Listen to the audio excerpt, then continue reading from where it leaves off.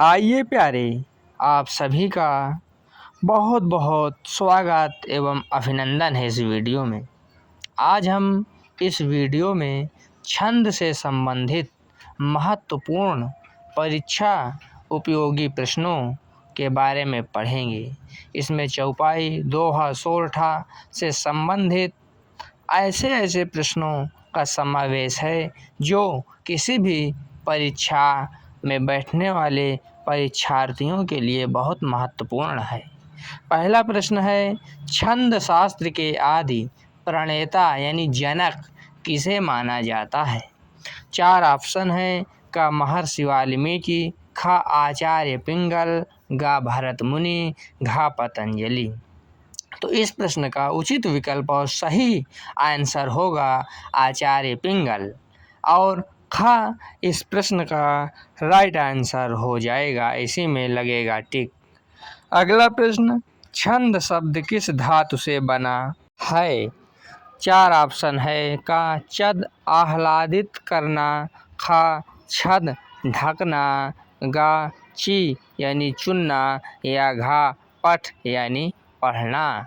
तो छंद आह्लादित करना का वाला ऑप्शन सबसे उपयुक्त होगा और यही इस प्रश्न का सही विकल्प है। अगला प्रश्न, छंद के मुख्य भेद कितने हैं? 4 ऑप्शन हैं, 2 हैं, 3 हैं, 4 हैं या 5 हैं। तो छंद के मुख्य भेद 3 होते हैं। इस प्रश्न का सही विकल्प ख 3 होगा। अगला प्रश्न, जिस छंद में केवल मात्राओं की गणना की जाती है उसे क्या कहते हैं? क वर्णिक छंद कहते हैं, ख मुक्त छंद कहते हैं, ग मात्रिक छंद कहते हैं या घ उभय छंद कहते हैं। तो इस प्रश्न का सही विकल्प होगा मात्रिक छंद। जिस छंद में केवल मात्राओं की गणना की जाती है उसे मात्रिक छंद कहा जाता है। प्रश्न 4 का राइट आंसर होगा मात्रिक छंद और इसी में लग जाएगा हमारा राइट टिक। अगला प्रश्न, चौपाई किस प्रकार का छंद है? 4 विकल्प दिया गया है। क मात्रिक, ख वर्णिक, ग मुक्त और घ इनमें से कोई नहीं। तो चौपाई किस प्रकार का छंद है? चौपाई सममात्रिक छंद है। तो इस प्रश्न का उचित और सही विकल्प होगा का मात्रिक और इसी में सही का टिक लग जाएगा। अगला प्रश्न, चौपाई के प्रत्येक चरण में कितनी मात्राएं होती हैं? यानी चौपाई के प्रत्येक चरणों में कितनी मात्राएं होती हैं? तो ऑप्शन 4 है। क 12 होती हैं या ख 14 होती हैं या ग 16 होती हैं या घ 18 होती हैं। अब बताइए, ये तो आसान क्वेश्चन है, आपके दिमाग में कुछ ज़रूर आया होगा। कितनी होती हैं? तो 16 मात्राएं होती हैं। इस प्रश्न का उचित विकल्प होगा 16, ग में टिक लगेगा। अगला प्रश्न है, दोहा छंद में कितने चरण होते हैं? आपका 2 या ख 4 या ग 3 या घ 6 कितने चरण होते हैं? तो दोहा छंद में होते हैं 4 चरण। तो इस प्रश्न का सही विकल्प होगा ख 4। अगला प्रश्न, दोहा के प्रथम और तृतीय विषम चरण में कितनी मात्राएं होती हैं? तो 4 ऑप्शन दिया गया है। पहले में क में 11 है, ख में 13 है, ग में 16 है और घ में 24 है। दोहा के प्रथम और तृतीय चरण में कितनी मात्राएं होती हैं? तो दिमाग लगाइए और ऑप्शन सही करिए। तो इस प्रश्न का सही विकल्प होगा 13। दोहा के प्रथम और तृतीय चरण में 13 मात्राएं होती हैं। अगला प्रश्न 9, सोरठा किस प्रकार का छंद है? 4 ऑप्शन दिया हुआ है। 4 विकल्पों में से एक विकल्प आपके समक्ष आपको चुनना होगा। क सममात्रिक है, ख अर्ध सममात्रिक है, ग विषम मात्रिक है या घ वर्णिक है। तो अब आप अपना दिमाग लगाएंगे और बता देंगे इस विकल्प तो इस प्रश्न का सही विकल्प होगा ख, अर्ध सममात्रिक छंद है। सोरठा क्या है? अर्ध सममात्रिक छंद है। अगला प्रश्न, सोरठा छंद दोहा का ठीक कैसा होता है? का समान होता है यानी उसी के समान होता है, खा विपरीत यानी उल्टा होता है, गा आधा होता है, या घा दोगुना होता है। तो इस प्रश्न का सही विकल्प हो जाएगा खा, विपरीत होता है, उल्टा होता है। सोरठा छंद दोहा का ठीक विपरीत होता है। तो प्रश्न 10 का सही विकल्प हो जाएगा खा, विपरीत उल्टा। तो ये सब ध्यान रखने वाली बातें हैं, इसको दिमाग में बैठाने वाली बातें हैं। ये परीक्षा के समय, किसी भी महत्वपूर्ण परीक्षा के समय ये हमें काम आएंगी।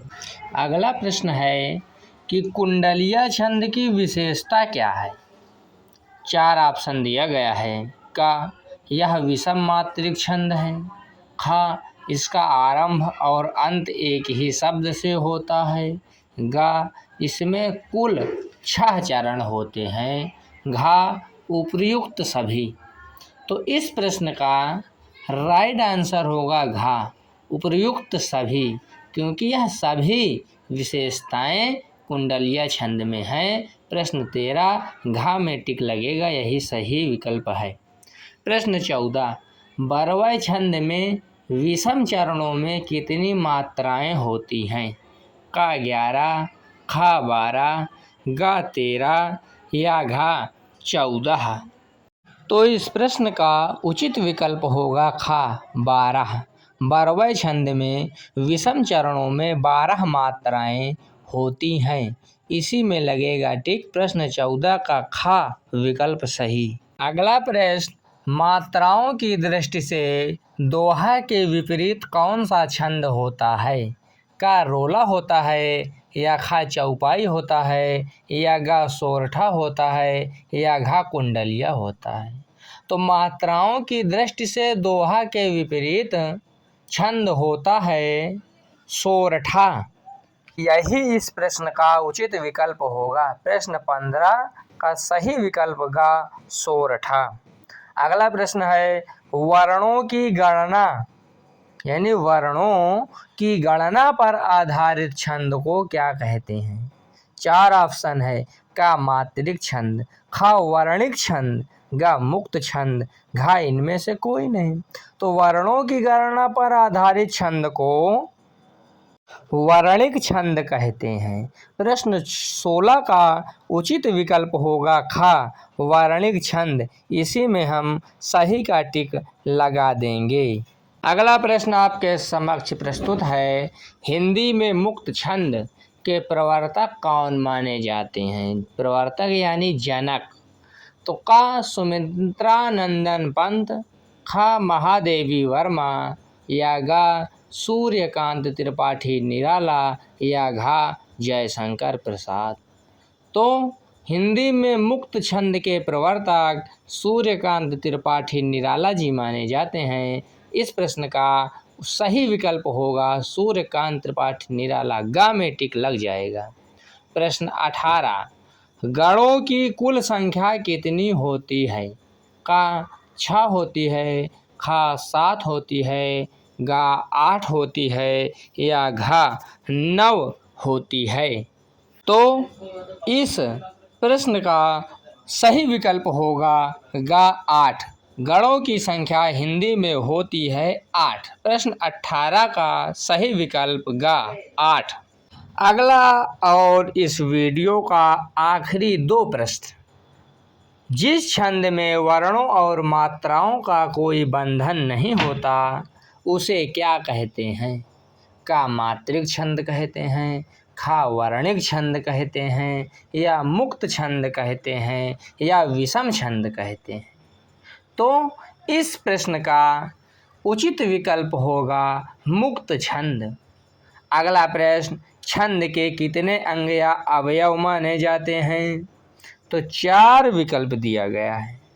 का 5 माने जाते हैं, खा 6 माने जाते हैं, गा 7 माने जाते हैं, या घा 8 माने जाते हैं। तो छंद के 7 अंग माने जाते हैं। इस प्रश्न का उचित विकल्प होगा 7। इस प्रकार से 20 प्रश्नों के बहुविकल्पीय प्रश्नों की यह वीडियो पूरी होती है और आप छंद के संबंध में इस वीडियो का गहन अध्ययन करके परीक्षा में सफलता हेतु कटिबद्ध व प्रतिबद्ध हो सकते हैं। तो इस प्रकार के वीडियो हमको वास्तव में बहुत लाभ प्रदान करती है और भविष्य में होने वाली परीक्षाओं के लिए तैयार होने में बहुत मदद करती है। प्यारे, इस वीडियो में इतना ही। आप सभी से फिर मुलाकात होगी एक दूसरी वीडियो के साथ। तब तक के लिए जय हिंद, जय भारत, वंदे मातरम।